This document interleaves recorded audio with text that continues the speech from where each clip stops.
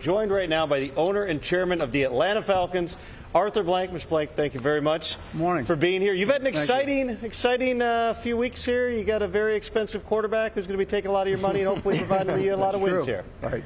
Well, we've had a great free agency. I think we accomplished what we wanted to.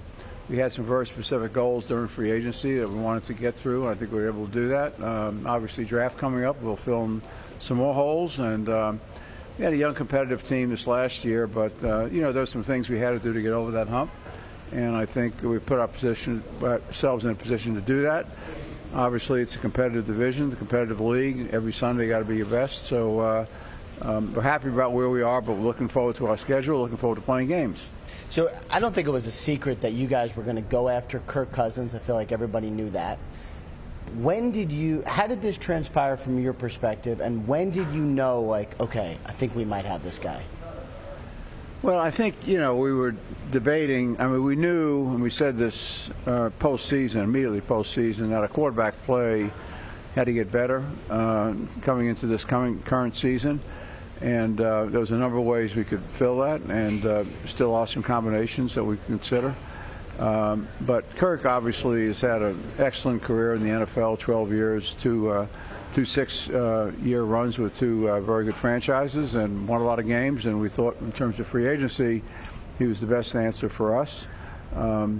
I think that our general manager continued to work with folks at Minnesota and the agent, I should say, and for Kirk. And I think as we got down to the last couple of days, it became clear that it was going to be very competitive, and that we wanted to have a positive solution for this issue, this problem that we had, this hole that we had. Without a playmaker in that position, it's hard to win in this league.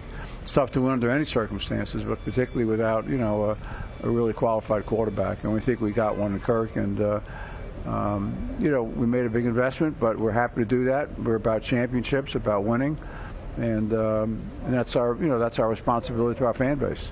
For a guy like Kirk at this point in his career, you want to hit the ground running, right? He's in the prime of his career right now, and I'm just watching him when he was at his press conference and some of the behind-the-scenes footage.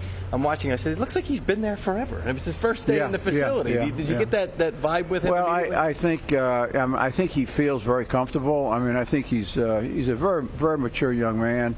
I didn't know him before I watched his press conference. I was out of town when he did it, but I was very impressed with the way he responded to the questions. He was very thorough, very thoughtful, answered every question, has been great in terms of connections to our staff, and been connected to probably all of our players by now, and ready to come in and get to work. And from a medical standpoint, he feels good. His Achilles is behind him. He's got some healing yet to do, but he's in a good place with that. And looking forward to getting on the field. He understands that the NFL is about winning, and as we all do, and he understands the challenge of that. But he's got a great coaching staff to work with. We're through with Raheem and the coordinators. I was kidding Stan Kroenke and Sean McVay and Les Snead. We got half their staff is now living in Atlanta now, But I said to Sean, listen, you're from Atlanta. That can't be bad. But really, to their credit, and I will say this, I've said this to them privately, said it publicly, is that Sean has developed really his own tree in a sense. I mean, the fact that so many coaches are coming out of that situation with the Rams speaks well to him, speaks well to Les, speaks well for Stan as an owner.